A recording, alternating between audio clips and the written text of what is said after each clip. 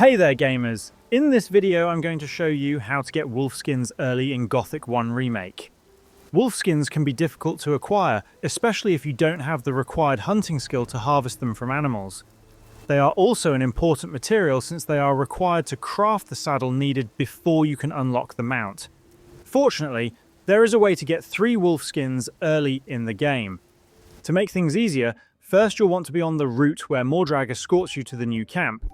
You can find Mordrag near the south entrance of the old camp, sitting in this small house right before the turn toward the south gate. Keep talking to him until he agrees to escort you to the new camp.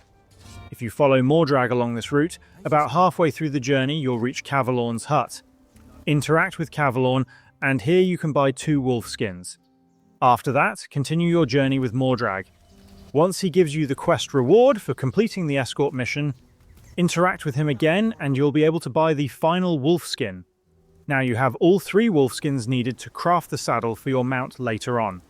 And that's how to get wolf skins early in Gothic 1 Remake. Please do drop a like and subscribe, it really helps the channel grow, and I'll see you in the next tutorial. Thank you so much for watching.